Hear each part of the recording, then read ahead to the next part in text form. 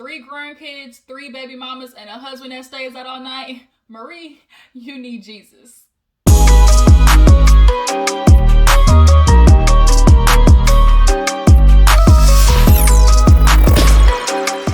Hey you guys, what's up? Welcome back to my channel.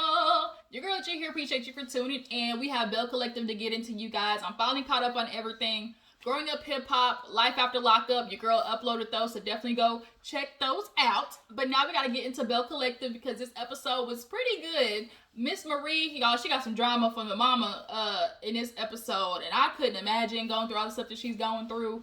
But we're definitely going to break it down before we get into Love and Marriage Huntsville, because the new episode came on last night along with the Wendy Williams movie, which I'll also be talking about in a separate episode of Daily Squeeze. So we're definitely going to drop, my little 2 cents on those.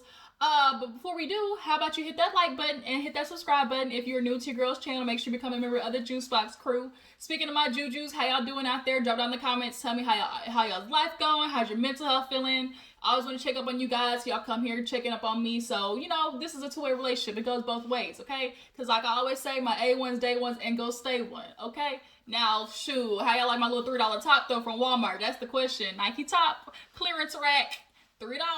Got the hood and everything. Shoot, I have no shame in my game shopping at Walmart or Ross. Cause you look stupid going to Nordstrom's and buying the same thing I got for $5 for $300. Says who? Where? Bitch, it's a recession right now, okay? But yeah, I had to get my little Nike top, and it's like a little crop top with the hood and everything. It feels comfortable and it's good too. Shoot, I should have went and got another one. But nonetheless, let me quit talking about me. Let's get into this Belle Collective so we can talk about these little messy Jackson, Mississippi ladies, okay? So, we open up the episode with Miss Tambra going to her parents' house.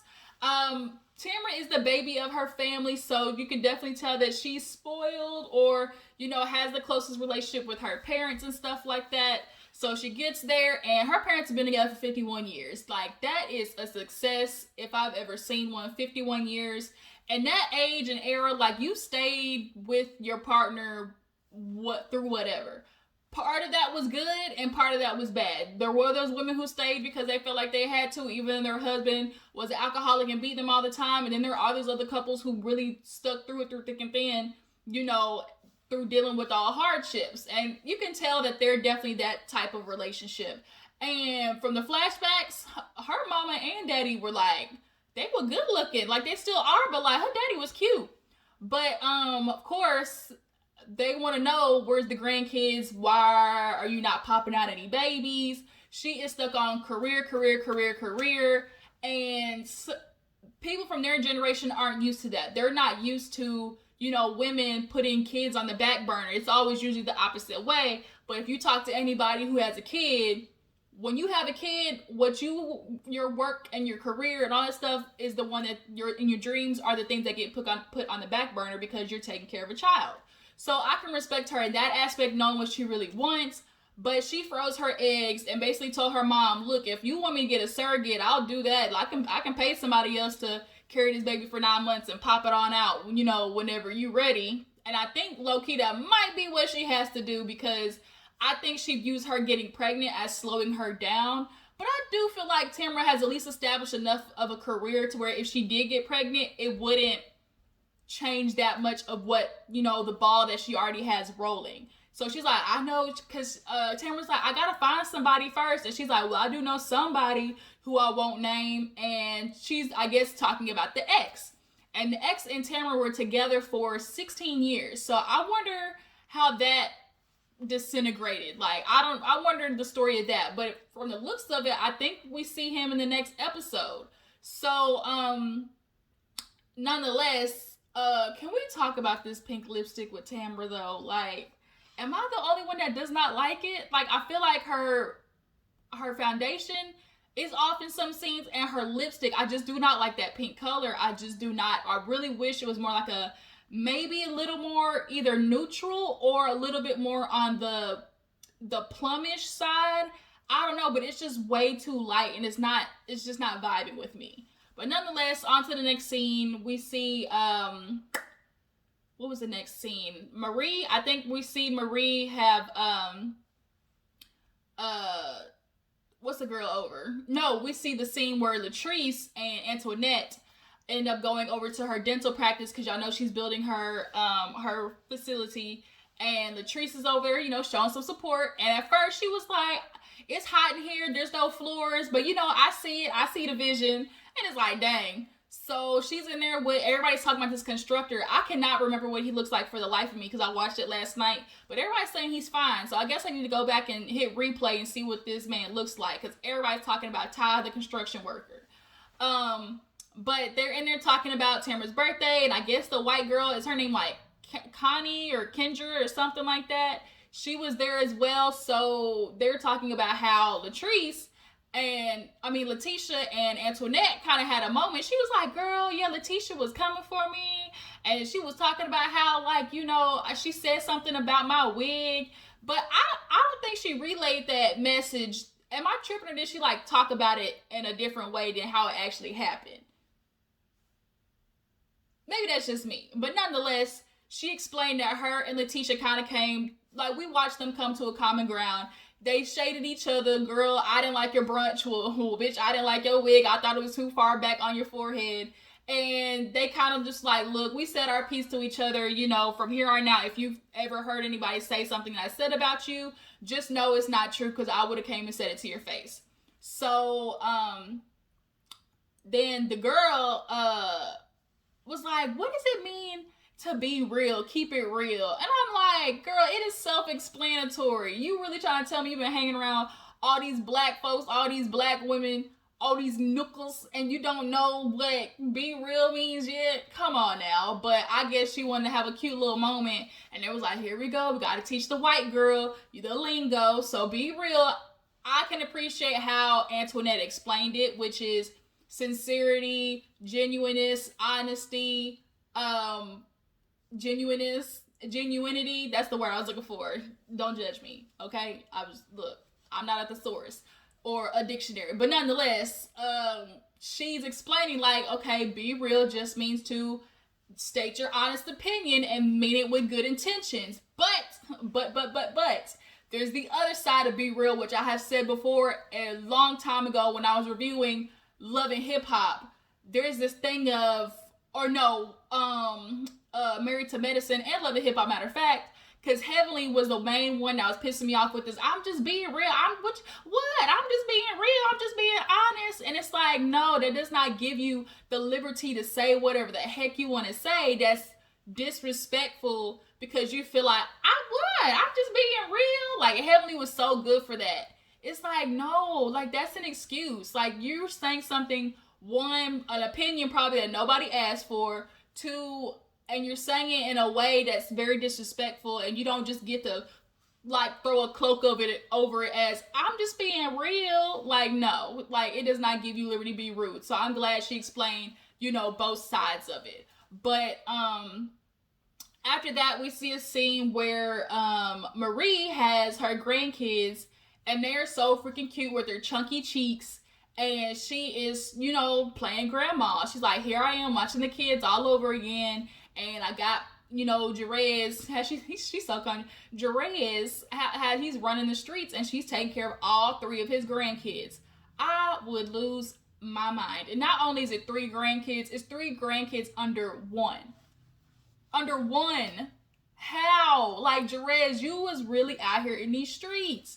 So now she has her husband there and, they're taking care of it. And she's like stressed out. She's like, I have been financially taking care of the babies. Not only the babies, but the baby moms. Like, they're coming in and when they don't get an answer from Jerez and they need help financially taking care of Pampers or formula or whatever it may be, then they call her because they know she has it won and she's been taking care of it thus far. So one of the baby moms, the first one comes to pick it up. I guess she had baby number 2. And she's talking about how, like, she hasn't heard from him in a minute. The last time he saw the baby was the last time, she dropped him off. And then the scene gets real awkward because baby mama number 1 comes in. They had him numbered at the bottom. She comes in and the energy just goes, and it's like, wait a minute. And you can obviously kind of guess why. Both of you have a baby by clearly this ain't shit dude, unfortunately, that happens to be Marie's son. And I'm clear he was telling both of y'all a whole bunch of sweet nothings at the same exact time. And the kids are literally like, one's like 5 months and the other one's like 4 months or something like that. So obviously when you could imagine hearing that your dude that you think you're with got another girl pregnant, there's probably some saltiness. But y'all need to band up and start putting this nigga on child support is what y'all need to do. And keep it pushing. But the first baby moms came in a little entitled, because she's like, open up Marie's refrigerator. She's like, yeah, I need a math tutor. And it's like, what? She was like, yeah, I told you I needed a math tutor. And she's like, oh, okay, how your class is going and everything. And I'm just like, Marie, keep your pocketbook closed. And I understand you're helping your grandkids, but why is she coming to you about her math tutor? Like, I'm just confused. Like, do you not work? Do you not have parents to help you take care of it? Like, they're getting way too comfortable with coming to you first before exhausting all other options. Like, I feel like the only time they should be coming to Marie is after they've exhausted options A, B, and C, and then you go to D, where it's like, all of the above, because Marie's gonna take care of all of the above once every other option has failed. I just didn't like that. She just seemed real too comfortable asking her for a math tutor. But she feels guilty because Jerez is not there. And come to find out, she's like, yeah, Jerez has been staying with me. So she's helping you, the baby moms. Clearly, she's either paying bills or something, helping her financially. But it's like, she said, I'm not paying for my son to be living up with you. And that's the problem. Like, you're allowing him to not see his, not take responsibility of the child, but he's staying up with you and the mom's paying for the bills. Like, Jerez, you got some growing up to do. So moving on, because we'll talk about him more a little bit later. So we see a little scene where Latrice and her business partner or manager or whatever, they're going over logo stuff, and Zaddy ends up calling. I just can't. Not with the daddy, the Zaddy, whatever you want to call him, your caddy. He's like, oh, I'm the VP. Why am I not at the meeting? And she's like, well, it was just a spur of the moment. I mean, you welcome to come. And sure enough, Clifford did come. Cliff came in there sitting down talking about, oh, I'm the VP. I'm an investor. I should be helping make decisions. And no, I'm sorry, Cliff. When did you jump into this equation? Okay, after Goddess Links was built. After you weren't supporting her. And it's very often that men find a woman that are already on their way, and they feel like because they sprinkle a little, maybe an idea here and an idea there, that they equate for your success. And it's like, when she says an investor, the only thing the investor is responsible for is for cutting the check. That is it. You have no decision making. You have no options in this. There's no running meetings. There's no nothing. Zero, zilch, nada, kaput. How many other words for no input means, Cliff? Latrice, you need to come up with a solid, foolproof contract of where Cliff, I don't know why you want to call him Clifford, where Cliff lies in this. So he's mad that they didn't pick his logo, and it's like, sorry, buddy. She's like, I know what Latrice likes, and this is Latrice's business. Like she said in the confessional, silent partner, so that means silence, okay? So after that, we see Marie go over to Letitia's house and tells her about the fight that she had with her son. And it's very unfortunate watching Marie go through that. From personal experience, when you are fighting with family members, or you're watching a mother, have a issue with a child, it's intense. And it's so funny, how Marie is literally falling into the stereotype of, they say, usually the therapists or counselors or, their life is usually always the most effed up one, and they're helping other people. That's literally what is, happening. She falls into the stereotype, unfortunately. And so she lets Letitia know that her son flew off the handle, punched 3 holes in the walls, because she told him, don't come back. She and her son had a conversation about what he was going to do for college. You need to be within 30 minutes reach of your kids. God forbid anything happen. You need to be close to your kids, first of all, to see them. Come to find out, Chico, come to find out, he decided to go to a school 3 hours away.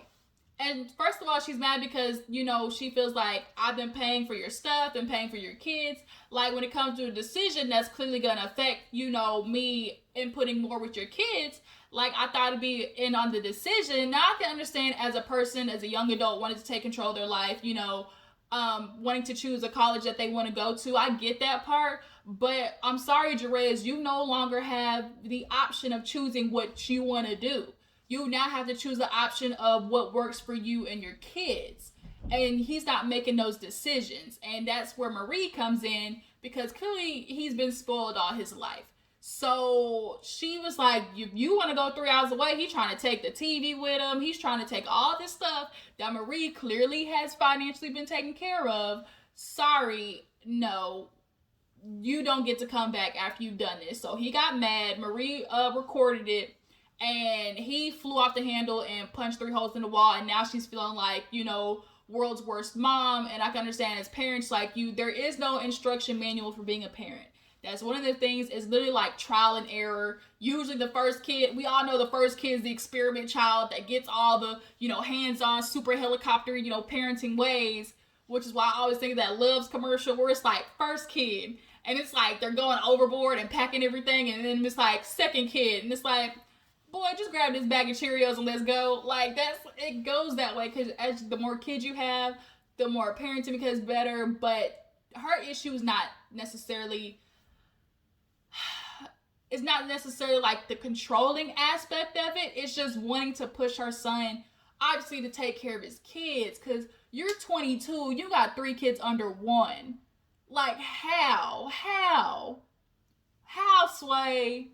And he's clearly been spoiled, which is why he feels comfortable allowing you to take care of all of his kids and baby moms.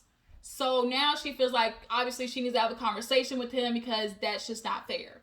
So, Tambra goes to City Hall with Lateshia. I love this scene because, you know, sometimes when you see these shows, you feel like they're just doing it because they need a storyline. But I can genuinely feel like Lateshia wants to make this Fair Street thing happen. So when the councilman was showing her the steps and showing her, like, you know, what things she needs to get signed and stuff like that, she gets emotional and she starts crying because she's like, you know, my granddad really wanted this. And it's about time that Black businesses worked to help each other out. And if they can rebuild this Fair Street back up, that is going to be a huge accomplishment, not only for her, but just Black people in general, because it used to be like the second like richest Black like street. So for that to be gone, if she can build that back up, that'd be amazing. So this thing with Latrice and Daddy, once again, as she keeps calling him, he tried to teach her how to swim. And she started talking about Cliff and this goddamn dad bod. That took me out. Cause she's like, ooh yeah, she's like, at least she can admit that she has daddy issues, because she's like, I know I got a problem. She's like, I know I got dad problems, because she's like, I just love the way Cliff looks. She said, ooh, just juicy. And she went to go touch his belly, y'all. It was so gross. And she was like, looking at him, like, you see him take his shirt off, and it's like, okay, all right, no abs, no nothing, okay, but you got it. You like it, Latrice. We love it. Actually, no, psych, scratch that out. We don't love it. Only you love it. So she wants to learn how to, she doesn't want to learn how to swim, but Cliff pushes her in the water. He built a pool specifically at 5 feet so she doesn't drown. So he gets her in the pool and is just like carrying her. And it's like, that's not the basics of swimming. Hell, I would know, because I was a swimmer when I was younger. One of the few Black people who actually swam. I was on a swim team and everything. You're supposed to start with the basics. Like, you know, hold the edge of the pool. Start learning to kick. How about you get a paddleboard? You know, like, the basics is learning how to kick first. And he was just carrying her, like, through the water. And she like, you a bad teacher. And she put the Walmart bag on top of her head. That was funny. But we hit the end of the episode where Marie, her man, what's his name? Cedric and SC, I think it is SC, yeah. Talk to Jerez. So she ends up actually talking to Cedric, because she's like, yeah, I had Essie come over, we're gonna talk to Jerez, but I didn't, say anything to you because you didn't come home last night. And it's like, bitch, what? Who didn't come home again? She said, yeah, it seems to be a pattern when you don't come home. And she's like, last week you did the same thing. You told you at some friend's house. And it's like, why are you allowing this pattern? She admitted that they were married, got divorced, then got remarried again. So, inquiring minds want to know, like, how did we get here? So, they have a daughter together. So, then that's all the more reason why this is even more annoying, because as a dad, this is the type of example you want to set for your daughter, to be with a man that's just gonna dip on her. Like, she admitted, like, I guess they both have their own separate house. Cool, you know, marriage is however you make your own rules. Whatever works for you works for you. But the not telling that I'm not coming home, or the not saying anything about, you know, hey, I'm gonna chill. I worked late, so I'm just gonna keep it here, you know, tonight. And I just kind of feel like, Cedric, you up to the bull again. It just looks like you really back to your old ways. And a lot of people starting to look like him too. like, you know, he, you know, I ain't saying it's wrong, but I'm just saying, you know, it might be a little questionable, might be a little turch of sugar in the tank, okay? Just a turch. So maybe that's why he's keeping up with Marie, so he can keep up with appearances. And so she's telling him, like, we can't keep doing this. Like, an example for Jerez as a man, like, how do you expect him to not go out there and cheat and keep making babies, like, when you've been out there cheating? So, like, men gotta understand, like, y'all really play a big part in kids, like you do. So Esty comes in and she starts talking about Jerez, and she's like, yeah, like, you know, really what is important is, like, for kids to see an example. And Cedric, if you're coming in and out of the night and not saying anything, what does that mean for them? So he's kind of like, whoa, wait a minute, like, I'm getting double teamed here. Like, why is she even talking about her personal business? Marie had to be like, oh, you know why? Because this is her business. Essie was like, shoot, I'm 50-50 with Marie. So whatever goes on with her happens with me. And it was like, like, he said, well, shoot, I feel like the side nigga in the relationship. Y'all two together, I'm just here as, you know, a statement piece. So I feel like low-key he tried to turn it on them, like, because he wanted to get the heat off of him, so he gonna try to do reverse psychology. Nah, nigga, that's not how it worked. We need to talk about how you keep not showing up at the house and you keep staying out all night. That's where the real issue is. So Jerez comes in, but hold on, pause. Can we talk about the confessional where her and Essie were, like, right next to each other? Was anybody picking up on some vibes? Were they? Was that just me? Yay? No? Y'all jump down in the comments and let me know. I felt like there was a little bit of something there. Just maybe, possibly. I don't want to, you know, we'll see. As the season goes on, we'll see. So Jerez gets there with his tall, lanky self, and Cedric welcomes him. They all sit down, and she lets him know, like, I'm feeling real disrespected. As your mom, I'm taking care of you, taking care of your kids, your baby moms, and that's not my responsibility. And we had, you know, talked about you clearly going to school down the street so you can be there for your kids, because that's what you need to do. Be there for your 3 kids under 1. Under 1, you guys. Under 1. 3 of them. So he basically apologizes and was like, yeah, you know, I'm sorry, but I just felt like, you know, you talking about what school I need to go to. You trying to tell me what I need to do and where I need to go. And it's like, as a parent, as a mother, she's basically trying to give you advice of, like, you can't sit here, drop kids, and go run off 3 hours away to try and escape your issues. That's not how it works. The kids just don't go away because you decide to go to school 3 hours away. That's not how it works. So she tells him, like, that type of disrespect, she claims that he's never had no outbursts like this before. This was the first time that he's gotten disrespectful to that magnitude of, like, raising his hand up and stuff like that. But he needs anger management, clearly. I'm trying to wonder, like, where the hell is the dad in this situation? Like, is the dad not involved? Was the dad incarcerated?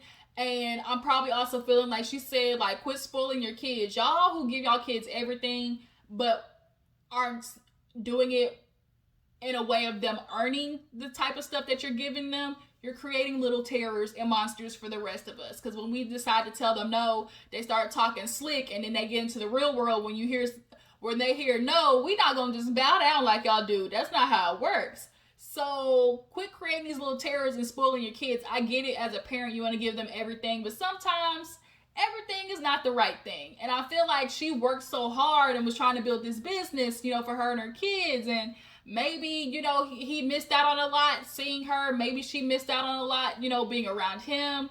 But that's where the dad should have came in, should have been spending time with him, because kids, the same sex parent is very important. He's got to learn integrity and respect as a man from a man. So I'm just really interested in where the dad is in this situation. So he apologizes, and Cedric told me, I'm proud of you for apologizing. I felt like he ain't coming with enough bass in his voice. I feel like he didn't get enough bass in his voice when it came to him. He should have been like, man, you do that again to my wife and we're going to have some problems. I'll take a baseball cap to your knee. You really won't be playing basketball then. But the son is just lacking understanding of, like, now that you have kids, you can't do what you want to do. And like she said, you have these women, if they're calling you, you pick up the phone.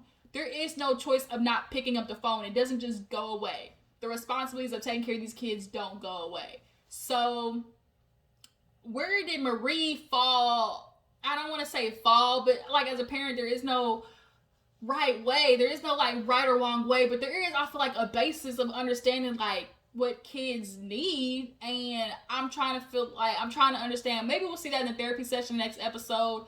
Like, we'll see from him, maybe Jerez will explain where he felt like his mom could have improved in their relationship, and maybe in teaching him those discipline and respect, like why he lacked all those things. Like, where did he grow up lacking those things? So yeah, that was pretty much the episode, you guys. This review got a little too long. I don't need to talk about it anymore because I need to watch Love and Marriage Huntsville, and then we're really gonna talk about that. But yeah, that was the episode. Tell me what you think, how y'all feel about Jerez. Explain him having this community peen at 22 years old.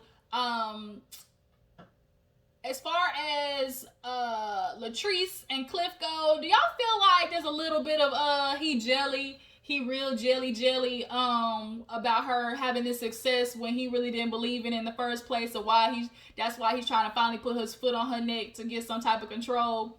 But yeah, that's pretty much it. So we gotta hit the 2K mark, you guys. So make sure you're tagging and sharing and posting your girl's channel. And I will see you guys in the next video. Make sure before you go to like this video, subscribe to my channel, and I will catch you guys later. Deuces.